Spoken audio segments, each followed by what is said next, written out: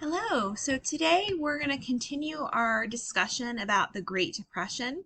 So in class last time we started talking about what caused the Great Depression and a lot of the economic problems of the 20s and how they led to the stock market crash and all the other issues that happened in the 1930s that lead to the economic Great Depression.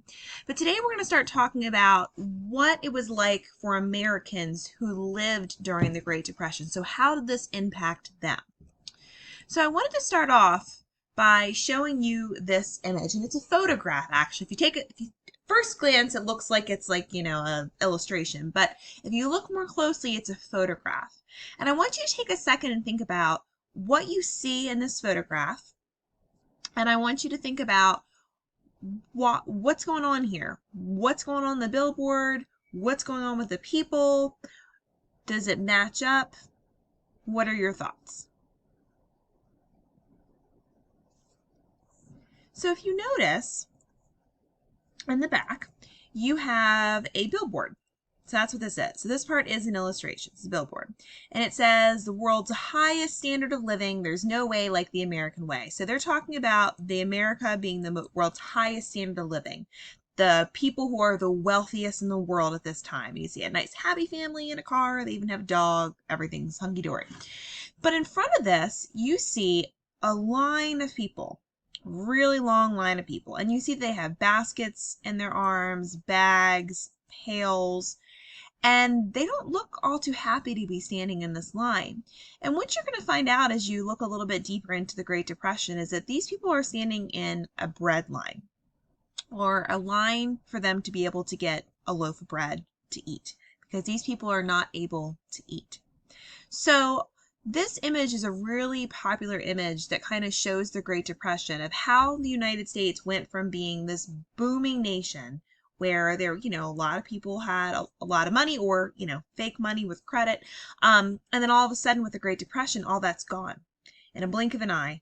And we are no longer having the highest standard of living. We have hundreds of people in this picture, but thousands and millions of people all over the country every single day having to wait in line to get food because they can't afford to buy it themselves.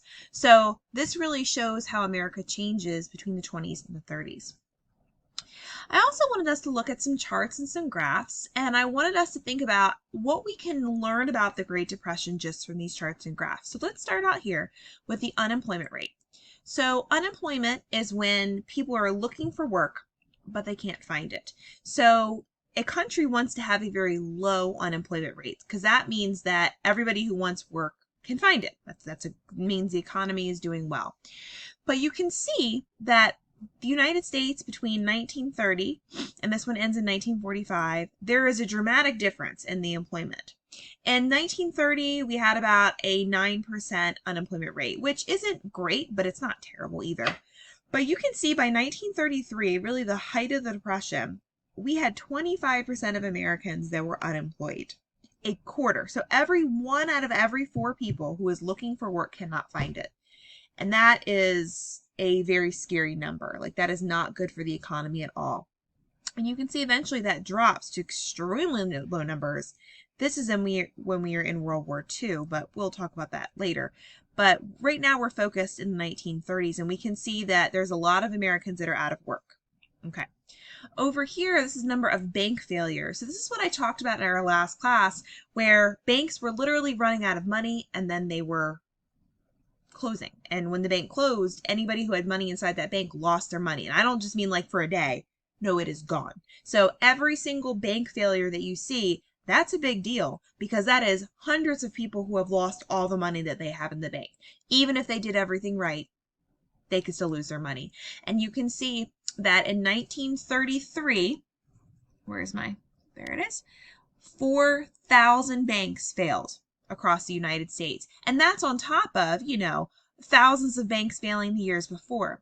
Now, something happens right here that we'll talk about when we get to the New Deal that really stops banks from failing, at least as often. But right now, we see a lot of people lost their money. So we have a lot of people unemployed who can't find work. We have a lot of people who lost their entire savings when banks closed. And over here too, these are foreclosures. So this is when a person is not able to pay their mortgage and the bank takes control over that land, because until you own it, technically the bank owns it, and if you don't pay money, the bank can take it back. So then you don't have a place to live. So you can see non-farm real estate. So these are not, it's exactly what it sounds like. It's not farms. These are people's homes. And you can see that there is a significant increase, because this is per 1,000 mortgages, that for every 1,000 mortgages, 14 of them were foreclosed on. And that's a very large number. And you can see that there is an increase the most in 1933. So we often say that 1933 is the height of the Depression. That's the very, very worst year of the Depression. And even not just homes, but we also see farms that are getting foreclosed upon too. Almost 40 out of every 1,000 farms were foreclosed on in 1933. So we have people can't find work, people lost their savings from banks, people are losing their homes, they're losing their farms. So this is a pretty bad economic situation for people. So let's move on. Next thing I wanted to show you is a couple photographs that come from this time period. And you can see we have a variety of different things going on. We have here, looks like some maybe shacks outside of a city. You can see the city back here. And this here is what we are going to call a Hooverville. That's what they're called.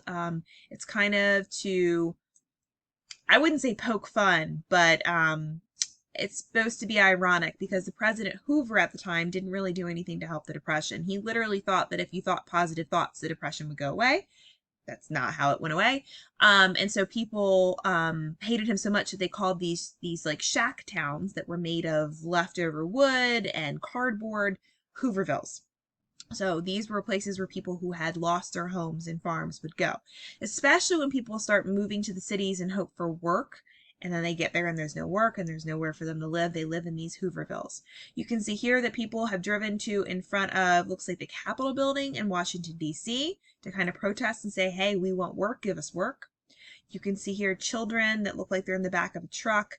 This is like a migrant family that looks like they're in utter despair. It's so sad to look at this, that are probably moving to try to find work because they probably lost their home. So this kind of gives us more of that human element of the Great Depression, and all of these pictures just look like despair. So this last thing we're going to look at before we kind of think about looking at specific information about the Great Depression is this song. And if you get a chance, I'm not going to do it on this recording, but if you get a chance, if you could listen to this song by Bing Crosby. Now, Bing Crosby didn't write it, but he sung it. And this was the #2 song on the charts in 1932. So this is like the most popular song of 1932. And it talks all about how this guy, he built a railroad, he had a job, now there's no work for him. He built a tower in the city, he built those big skyscrapers in the 1910s and 20s. Now there's no work for him. He was a really good guy. Everybody always used to like to be around him. He was friendly. Now nobody wants to help him out. And honestly, it's not anything personal. It's because nobody has any extra money to help out. But he's all asking, can you spare a dime? And the song is very melancholy. It's very sad. And yet it was the most popular song. So it really tells us how people are feeling during this time in the Great Depression. So I'd like you to take some time and think about, how does everything that we looked at, the charts, the images, how does that corroborate or match up with the song lyrics that you saw, Brother, Can You Spare a Dime?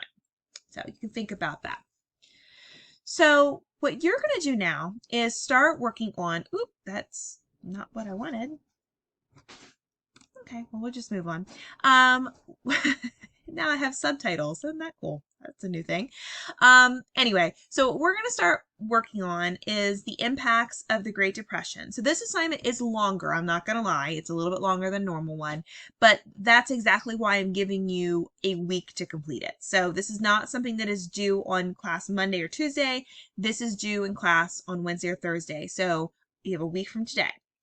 That being said, it doesn't mean that you can just not do it. You need to use your class time that I'm giving you, the rest of class time, to start working on it. But let me show you where you can find it and explain how it's going to work. Okay, so it's in this week's folder.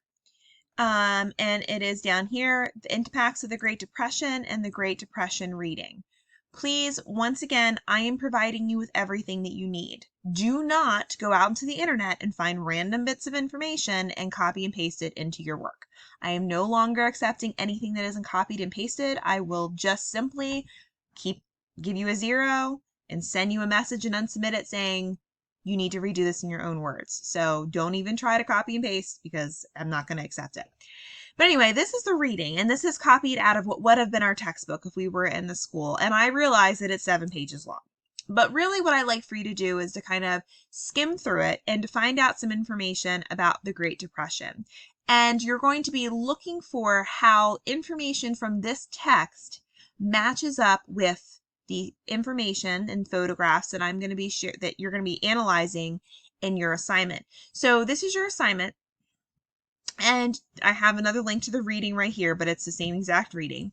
And there are, let's see, 5 different groups of pictures. And each of the picture groups represent a different aspect of the Great Depression. So you're going to tell me in the chart what you see in the photographs. You're going to tell me if these represent a social, political, or economic aspect of history. They represent social and political, then write that. They just represent economic, then write that. Then you're going to tell me which part of the Great Depression reading best matches with the images and provide examples from the text. So you're going to look at these pictures, and then you're going to need to go back into the reading, and you're going to need to see, okay, which part matches the best with those pictures. And then you need to give specific details about that. Then you're going to tell me which page you found your information from. So you need to look and see what page it is. That's the only one that doesn't have a page, but it's 255 or 355. But all the rest of them have the page number right there. And then how does the image corroborate with the information? Corroborate means how does it match up? So how does that image connect with the text? And you need to explain that. And then at the very end, you have your big question, which says, according to the images in the reading, what impact did the Great Depression have on Americans? Be sure to include at least one social, political, and economic example. So you need to include socially this impact, the Great Depression had this impact. Politically, it had this impact. Economically, it had this impact. And you need to make sure that you have information from both the photographs and the text to support your answer. Again, I know this is a little bit of longer assignment than normal. However, I'm giving you a week to complete it, and I will also be giving you plenty of class time to work on it in class. If you have any questions, let me know. Otherwise, go ahead and learn about the Great Depression.